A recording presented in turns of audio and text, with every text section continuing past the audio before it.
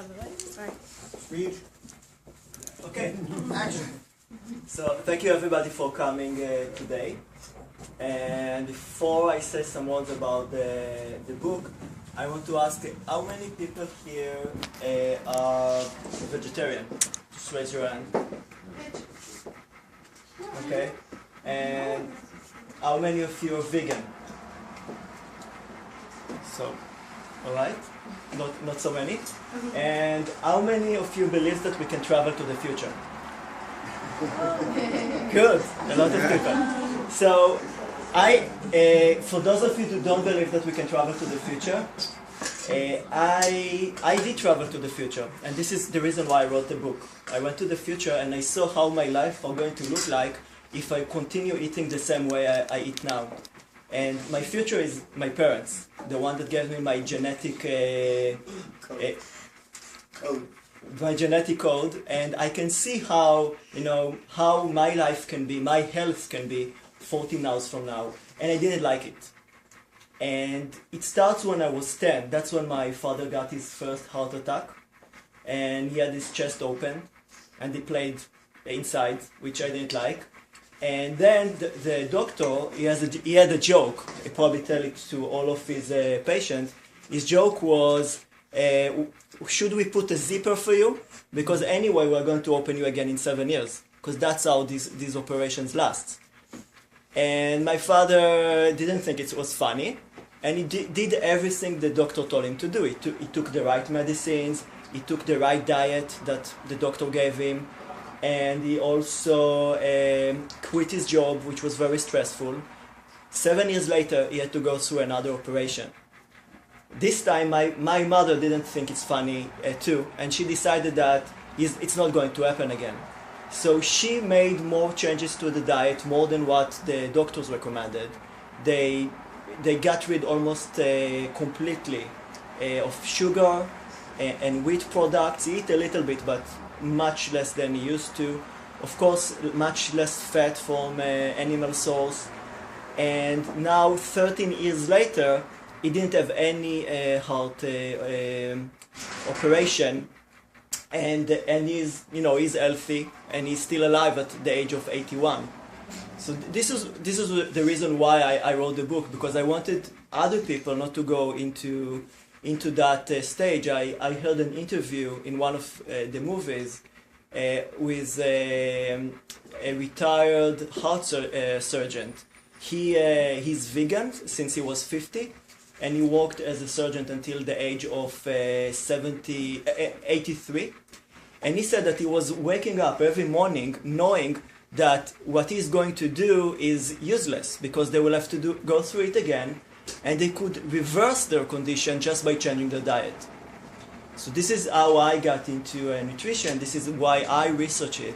This is why I gathered people like Elena to write about detoxing in the book, and I got Ina to write about desserts and about her journey and how she was very sick, and how now she's rarely sick, and how she had a cabinet full of medicines that is now empty because she doesn't need to use those drugs anymore.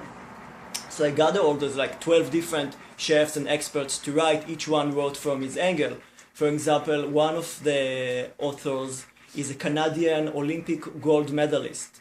So he's vegan, and he won a gold medal in the Olympic Games.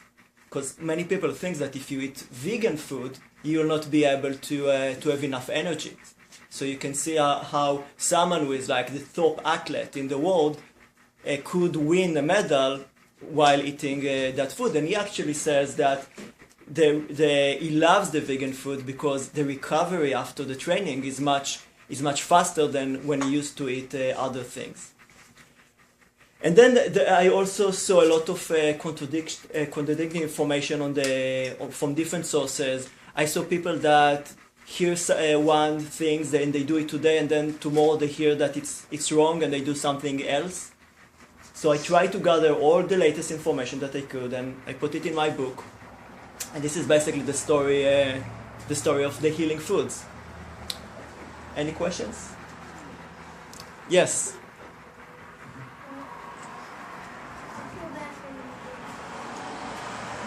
Thank you. Doing better. It's adorable. So, are you other than writing this book, are you a chef or a nutritionist, or what are you? I work with, there are many chefs that wrote for the book, and I cook 90% of my meals.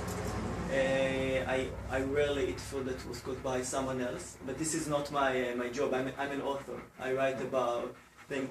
I started to research nutrition since I was 10, so I have a lot of experience. I have a background in medical research, so I did a lot of research, and I also know how to read the different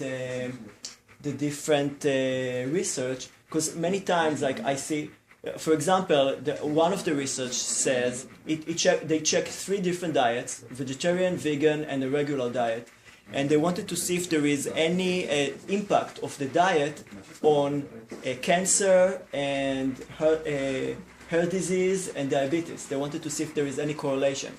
So they saw that for vegetarian and people who eat regular diet, there was the same percentage. But for vegan, the percentage was much lower. So vegan people had less cancer, less heart attack, less diabetes. But the thing is that you cannot conclude from that, first of all, they check only three diets. They didn't check any other diets.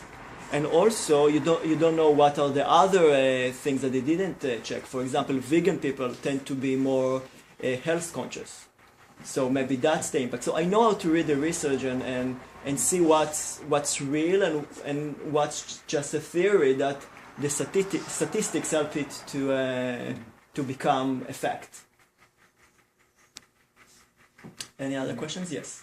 So what are the other books that you've written besides this? What are they about? I read about different diets. I have many friends who are doing like the palto diet, like the caveman diet. Yeah. Yeah, and actually our diet is very similar. Like they eat something, except for meat. They eat meat, but other than that, we just eat the same thing. And it's a big thing, but there are other factors like sugar, which is they don't eat. I eat no sugar. Wheat, they don't eat wheat products. I eat very limited amount of. So they're very similar things. I read about a lot about healing foods, because there are a lot of books about healing foods. And I read a lot about cancer. This is something that it's a subject I'm very interested in. So I learned a lot how you cure cancer and how you can prevent cancer. Because one of the things that I say in my book is the easiest way to heal yourself is not to get sick in the first place. Because once you get sick, it becomes a much harder process to heal. But if you don't get sick in the first place, it's easier not to get sick and to keep your health. Then you don't need to worry about all those things. Yes. Maybe we could hear from the other authors here. Say something about the chapters. It'd be good for your video. Yelena, do you want to say anything about your chapter? I don't know. Well, my chapter was about detoxing on an ongoing basis, and I don't know if you guys heard recently, it's like this big craze about juice cleansing, this cleanse, that cleanse, and there's like a new cleanse every other day. And that's all great, but I really believe in ongoing cleansing. So just things you could do on an ongoing daily basis that can impact your life for the long term. So again, not to do things just short term, but constantly doing things, including healthy things into your day-to-day life. So that's what my chapter mainly focused on. How did you learn all this information that you're putting in your chapter? Also just doing a lot of research. I went to school for nutrition as well, and we own a wellness center that we run. He owns it. I work there. Where's that? Englewood, New Jersey. Oh, and what's it called? What's it called? Allman Wellness Center. So we work with people, try to get them to optimal healthy state. Ina? I'm Ina. So, I also read a chapter in Joe's book, and thank you, Joe, for including me. Basically, I talked about my journey, how I healed from many diseases, and really had also, when I came to New York, I had a big list of diseases, and I became vegetarian very gradually. At first I gave up meat, then I gave up chicken, then I gave up fish, and then cheese was the hardest to give up. But I felt really incredible throughout this time. And I also talk in my chapter not only about the food, but also the lifestyle that comes with the food, how it changes your mind, how it changes your perception towards life. And also my journey includes yoga. So for me, it's a combination of a wellness lifestyle, including proper exercise, yoga, meditation, and eating. So it's all about integrating all the things. And once you start one path, it's kind of everything comes together, because you receive a crazy amount of energy, and you need to put this energy somewhere. So, and that's how you become even more creative. For me, it's food led me to be more creative, more open, more receptive, and more just, more happy, I would say so. So that's it. Thank you. Any more questions? All right. Thank you for coming. And, you can continue eating.